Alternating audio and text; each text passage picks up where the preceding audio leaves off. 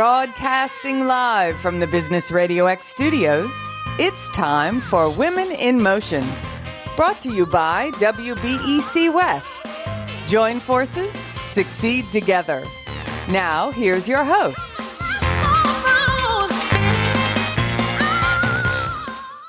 Lee Cantor here, another episode of Women in Motion, and this is going to be a good one. But before we get started, it's important to recognize our sponsor, WBEC West. Without them, we couldn't be sharing these important stories. Today on the show, we have Dr. Robin Miller with Articulate, Real, and Clear. Welcome. Hi, good morning, everyone. I am so excited to learn about your firm. Tell us a little bit about it. How do you serve folks?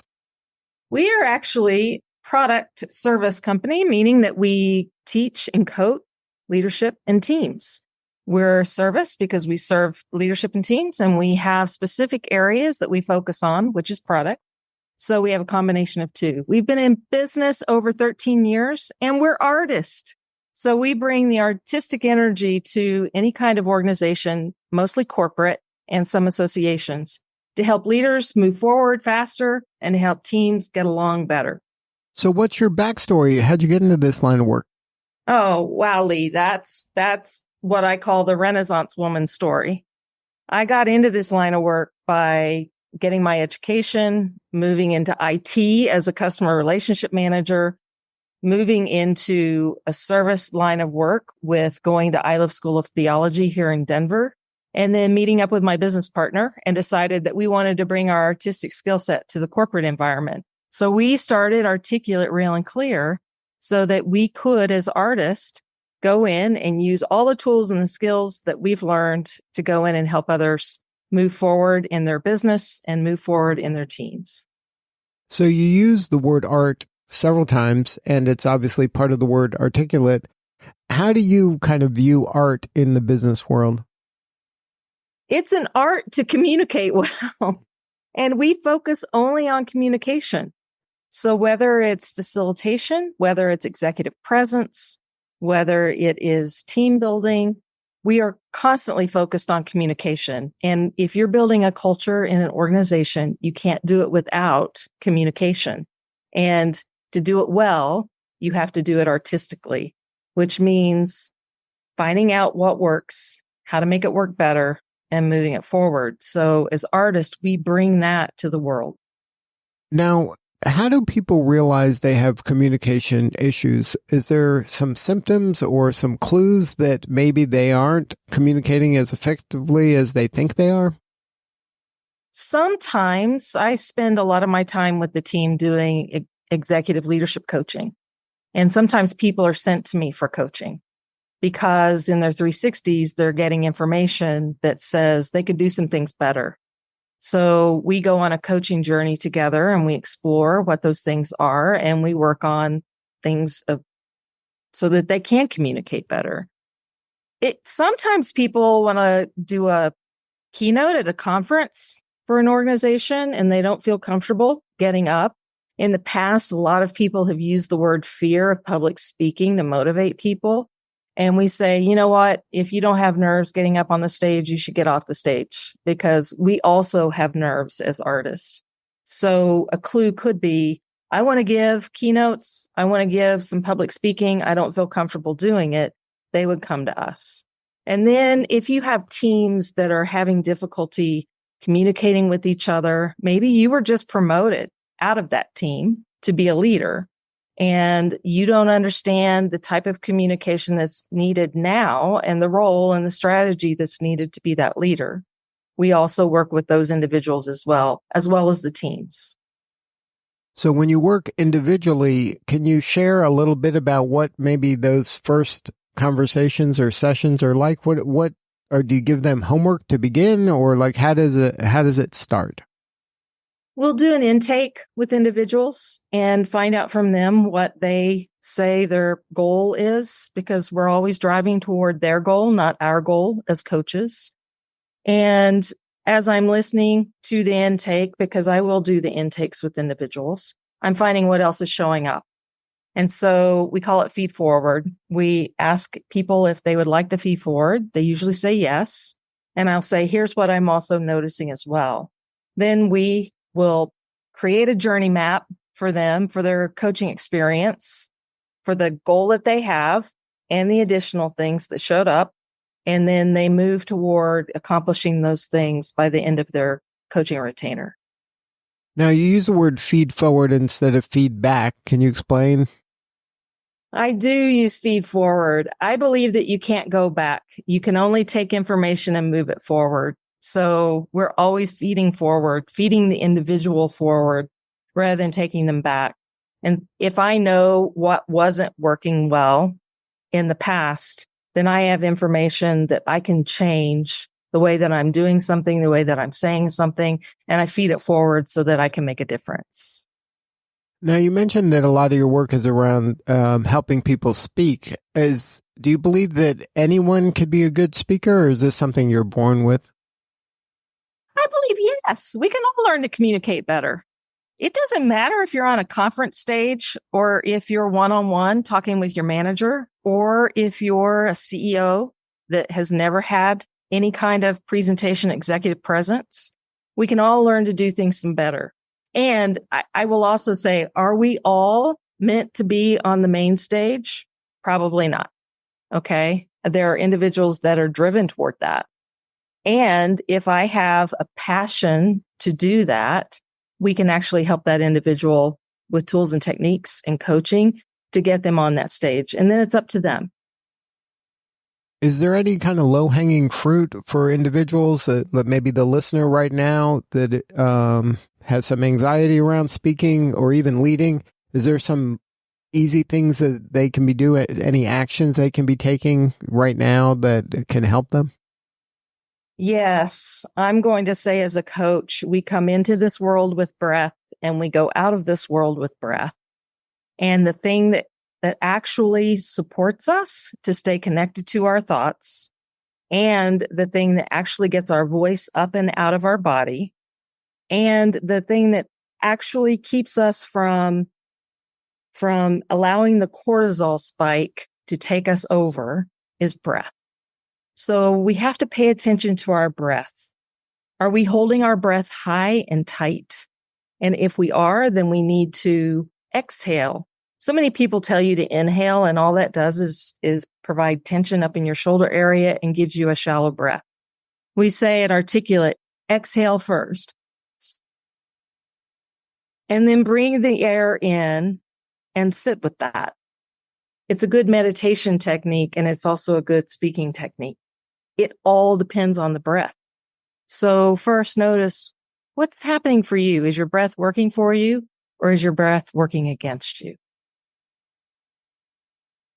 Let's switch gears a little and talk about maybe the beginning of your journey. What was it like going after that first client? When you're an entrepreneur, you say, okay, I'm going to be an entrepreneur. I'm going to go down this path.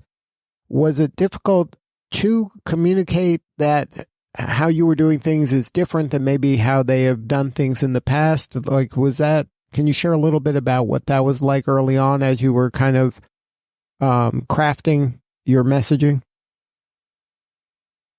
Yeah, for us, because we had worked in the arts world prior to starting the company, and I say us, my co-owner and I, people knew about us. And so it was the first clients were people who already knew and wanted and knew that we were credible, and that we and our team were gifted, and that we could give them what they were looking for. So they came easily. And I have to say that prior to the pandemic, we call it the dandelion effect. People love the work that we do, and people love the change that they actually experienced. And as they move from company to company, they would bring us into those companies. Now, the dandelion effect is starting to show up again. And there were a few years pandemic wise where the dandelion effect didn't work anymore. And you really do have to rely on marketing. So what I'm going to say to people is, regardless of your dandelion effect or your first initial clients, getting a really strong marketing program underneath you and getting a really clear message is going to go a long way. Now, when it came to your message and your marketing of your message, so how do you go about doing that? Do you lean on education? Do you lean on your own speaking? I'm not sure. So I'm going to practice what I would have my client do. I'm not sure what you're asking with that question. Well, when you're transitioning from getting clients from reputation and referrals and other clients, and now you're saying, I'm going to lean on marketing, how do you as a firm say, okay, now how do we begin this process to market? Are we going to do it by educating? Are we going to be doing this by going out and speaking more in general to kind of drum up business? So how did you begin your marketing kind of journey? Yes, speaking. It's what we do, and it's what we coach our clients to do one-on-one. We have Hillary, the co-owner, is a fantastic keynote speaker, and she loves to do breakouts and take the main stage. She was just on the ATD stage yesterday down in New Orleans. So we get the word out by actually practicing and doing what it is that we do, which is speaking and networking, going out and continuing to meet new individuals and finding out what their needs are and building relationship. Articulate is about relationship. So as a company, we always let our clients know we are not one and done. We are connected, and we're here to support them during the training, prior to the training, and after the training. So for us, we really do walk the talk and believe what we say when we tell our clients it's all about relationship and it's about connection. So keynote speaking, doing podcasts, going out and networking are things that we consider part of our marketing effort. Was there a moment, maybe early in your career, that you had that aha, like, this is what I'm meant to do, this is why I do what I do? Yes, there was. I was just speaking with one of my teammates this morning, Courtney Cawthon, and thinking about this podcast. My journey has been one between the balancing act of how do I care and serve others, and how do I learn more about business? And as I made that journey to being part of this company, I've realized that I can get bored easily. And the fact that I get to learn and continually learn about business to improve our business, and I get to coach and support other people, the aha is I'm in the best of both worlds. Constant learning and continuing to take care of others and help them become the best that they can and want to be. So that feeds me, and that's where I thrive. Now, is the kind of work that you do when you're speaking somewhere or you're coaching someone to speak, is this something that is measurable? Is there a way to go, okay, that we have an ROI that I can point to because of that? You're starting to sound like my corporate clients, Lee. Yeah, there is. Everything can be measured.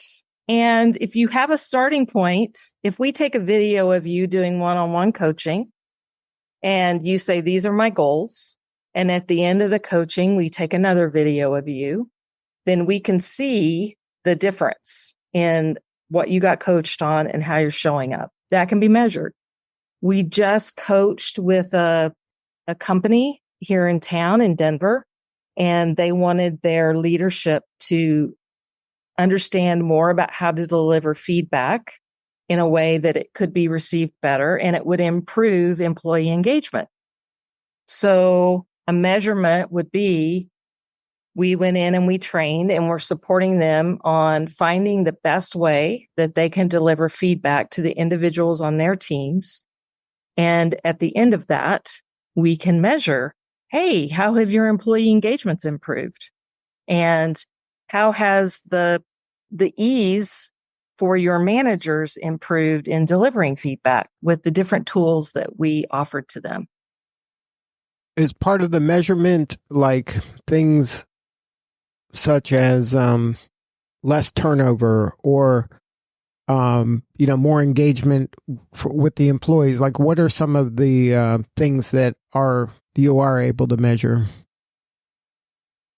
I think if someone does an employee engagement and they ask their employees, do you feel that your leadership is being more transparent with what's happening in the company?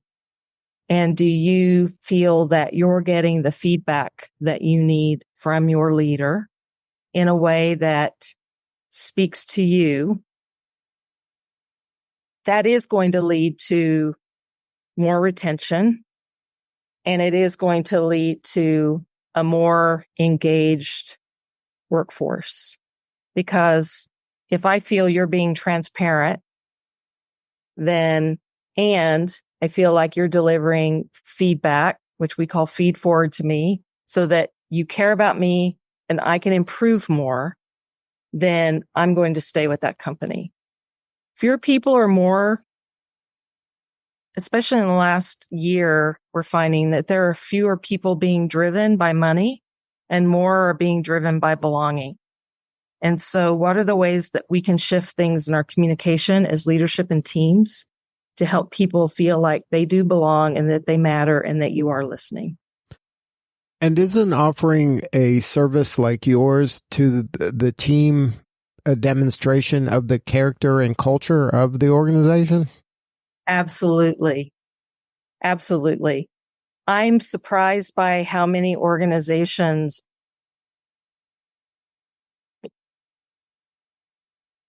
find it difficult to actually open up clearer lines of communication. And the ones that actually do step into it are the companies that I find that are thriving, because they do care about their employees and they're not afraid about what their employees are going to say, because that's all feed forward for me as an organization. And if I have truth from my employees, then I know what I can shift to make it matter. Yeah, I was always a believer that the culture is going to happen whether you're proactive about it or not. So you might as well be proactive about it and build the culture you're proud of and you want. Absolutely. Yeah. And finding out from people what's going to matter to them, that their working relationships have improved, because it's not always about the leader. We hear a lot about the leaders in writing and in the media. It's not always about the leader. Sometimes it's about the people that you work with. And if those relationships improve for them, then that makes it more desirable for them to stay there as well, because they feel like they have a family or a community or a workforce that they click with. So we're about that as well. How do you make your teams thrive so that people want to stay? Now, why was it important for your firm to be involved with WBE West?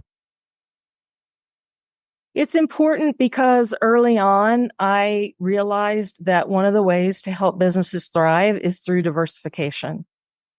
That's one of the first business principles that I learned. And so by joining this organization, the first thing was I get to diversify my business. The second thing was it's a women's organization and it matters to be a part of it and to be credentialed through it. And I have a lot of friends and colleagues that are credentialed through this organization. So if I can support women moving forward, supplier diversity moving forward, then I'm going to support that. So what do you need more of? How can we help you?